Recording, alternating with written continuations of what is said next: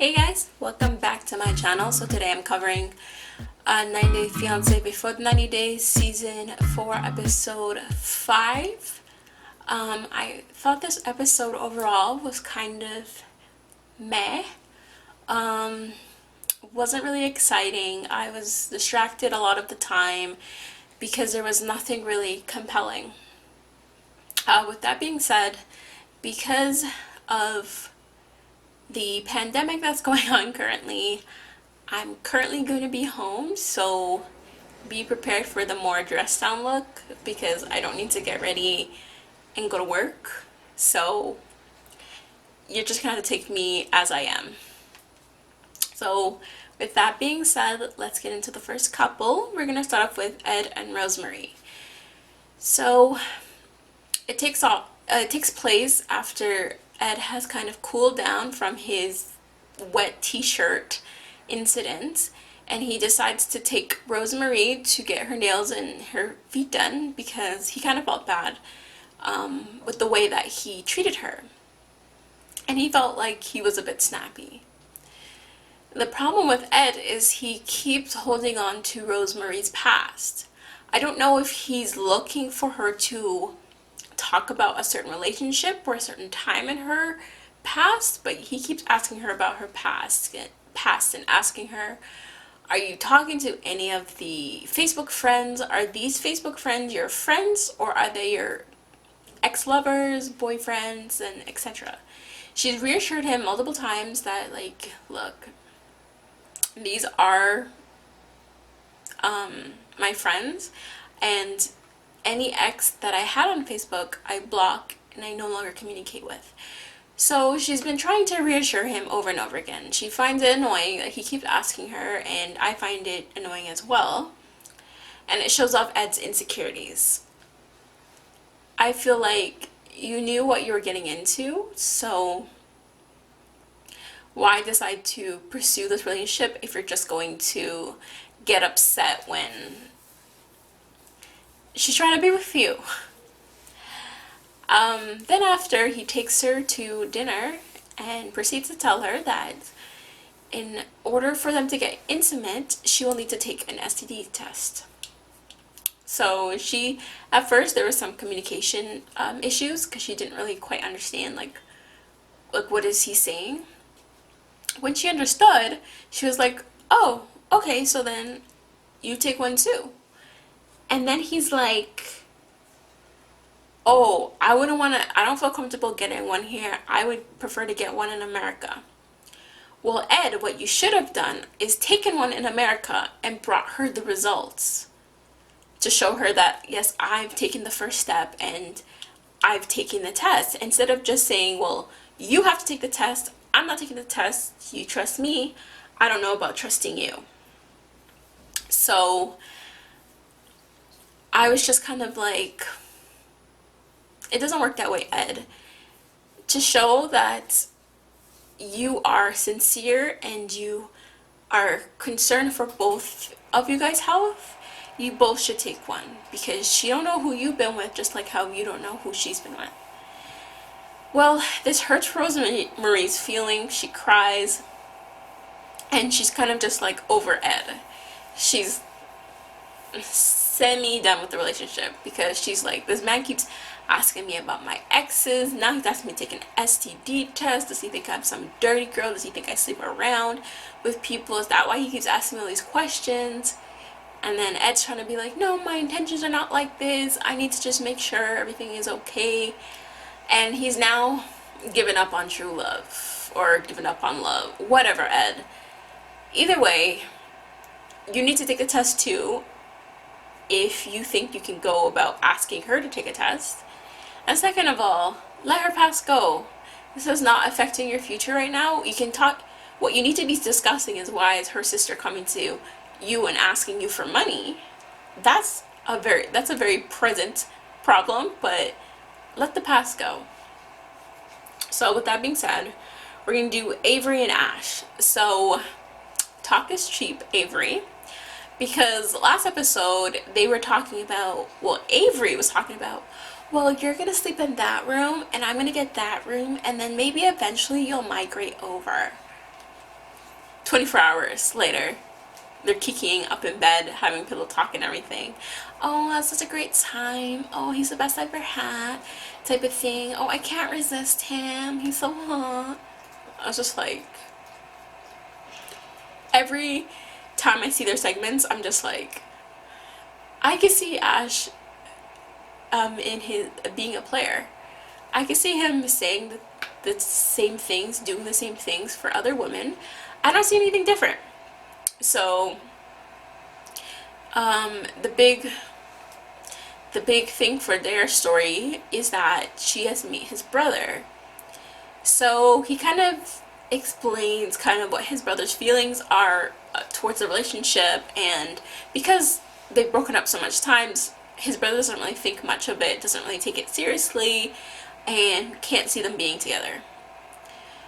Well, Ash was very correct about his brother, because his brother is much cuter than him, I must note. His brother was not here for the mess. His brother was like, so how's this gonna work out? So how do you feel about this? So what is the point of... And then Avery's like, she's shook it.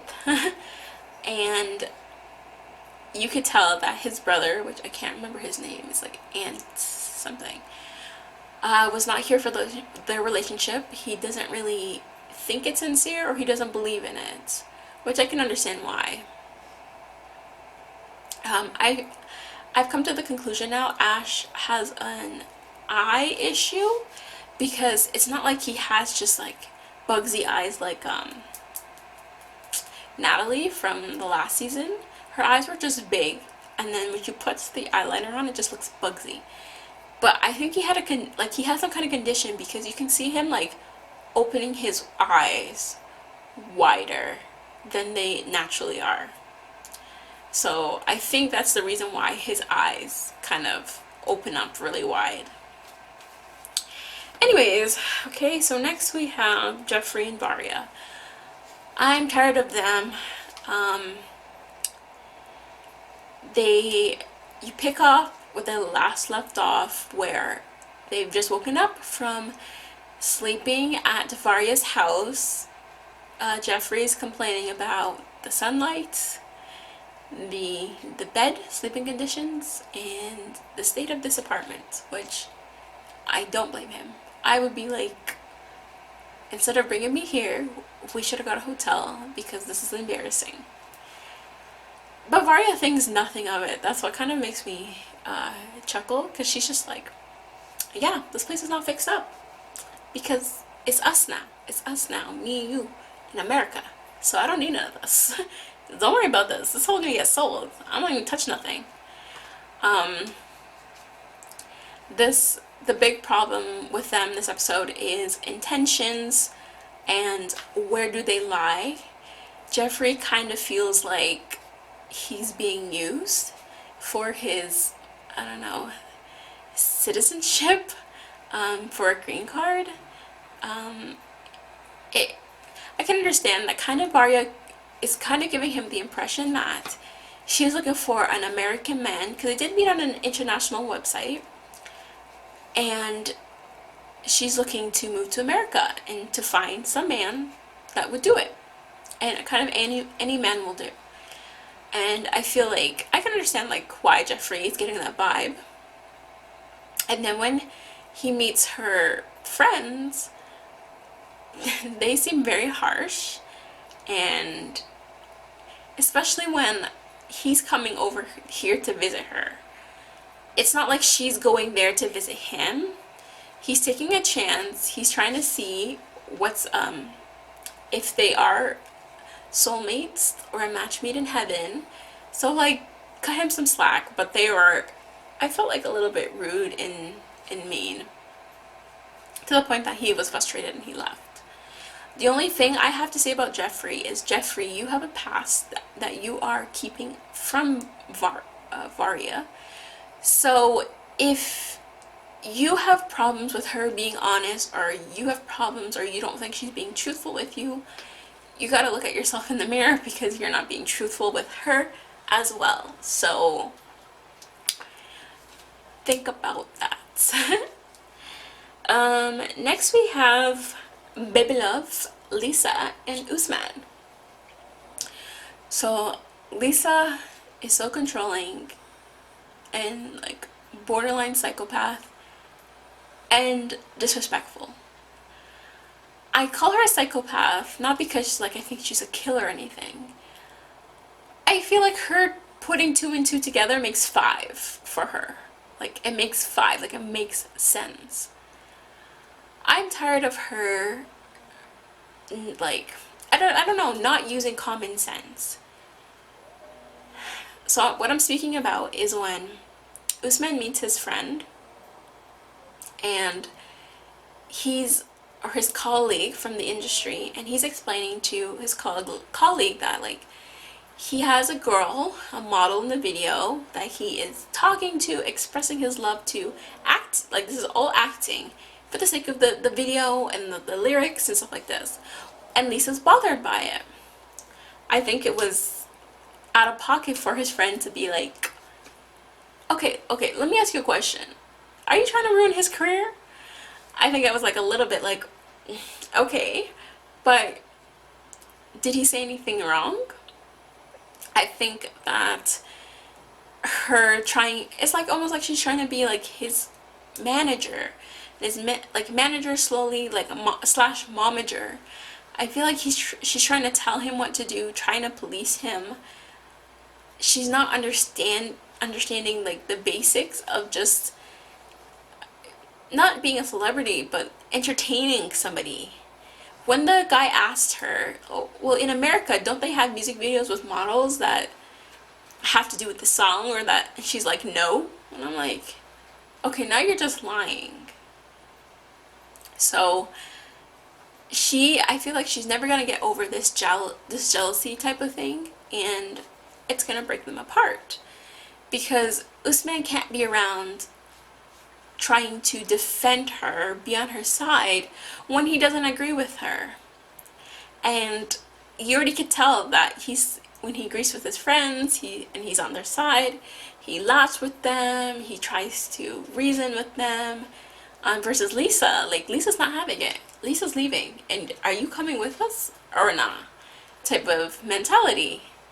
And I'm like, Lisa, you can't be doing that stuff. And I feel like she's acting very like, I don't want to make it like a stereotype, but she's acting like an American that is not in America, where it's just like, well, I don't care what you have to say, I don't care nothing, I'm gonna say whatever I want to say and it is what it is type of thing. And I'm like, come on. And you got to be a little bit more, she got to tone down the rudeness, because I don't hear your idiot friend calling me and blah blah blah blah blah. Because I can understand if he insulted her, if he called out her name, if he did any gestures to her, but like, no, he's asking very valid questions because you're talking foolishness. So that's it with them. Next we have Yolanda and Williams with an S. Nothing really happened with them. He called her back, or he messaged her back to tell her like he doesn't know why his Instagram account is down. He's trying to get to it, but he can't for some reason. And she believes that, and she goes out with her friend and tells her the same thing. And I feel like everyone's kind of like, oh, okay. I don't know how you have Instagram, but you don't have a phone that takes video, or you can't give me real, like a live video type of thing. You only can show me Instagram-esque videos. And for someone to be a fitness model and not have a working camera is a joke. So he's taking Yolanda for a fool, and Yolanda's kids don't really care about her, because my mom cannot be on TV or in the streets acting foolish like that. Her daughter, who knows about Williams, I would have been like, Mom, we're not going on this trip. If you go on this trip, we can no longer have a relationship, because I can't watch you make a fool of yourself. I can understand if you don't like the guy and you're just like, whatever. But we can't even prove this guy is real. This guy can't do simple things like a video chat, like a sending picture that's not edited for Instagram. So I can't sit there and watch my mom look like a fool on TV. But not everybody has a daughter like me, apparently. We haven't seen Darcy and Tom. We see Stephanie and Erica. I find their storyline boring, but my sister said to give them a chance, so I'm going to try to give them a chance. Stephanie kind of shows you kind of see a little bit of Stephanie's journey from her coming from the States to Australia. She prevented herself from getting sick, which is good. She's practicing all of the stuff we're doing now in real time. And she meets Erica. Everything is sunshines and lollipops. Because Erica is living with her parents, I guess, they decided to go get a hotel together. I'm not seeing sexual chemistry as of now. I'm seeing very much friendship vibes, but maybe once they kind of get used to each other, then that will happen. But right now it still looks like they're like best friends meeting each other. And then last but not least, we have Dave and Lana. So Dave made it to the Ukraine. I don't know why it took him so long to get there, but he probably had like a layover or something. He's very excited to meet Lana. I haven't heard any updates about Lana and whether she took that train and whether she's actually on that train. But his other friend he met 12 years ago when he first was trying to date a Ukrainian woman, and when they met, at least she was real, but they had no sparks, and they maintained a friendship, which is very nice. She is the one that actually picked him up and stuff and brought him to his hotel, so that was very nice of her.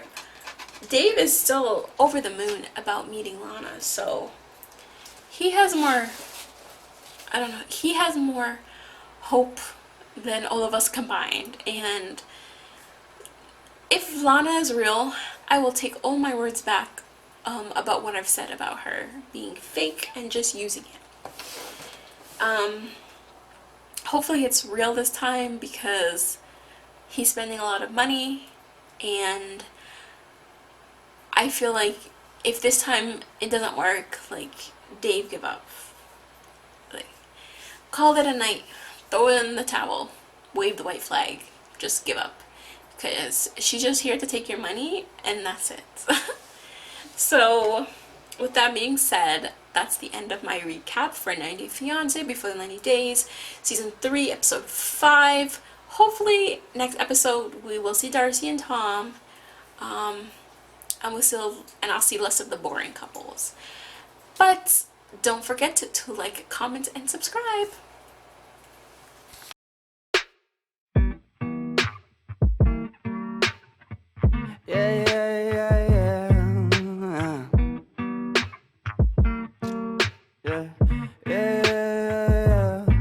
I'm just a dumb cunt, fucking sick and tired of it. Maybe I could front love, maybe I could buy a zip, maybe I get fucked up. Next time I could save some. Why it's gotta be like this? Why it's gotta be that way? Put it inside. Feel so rise up, banging on that loud.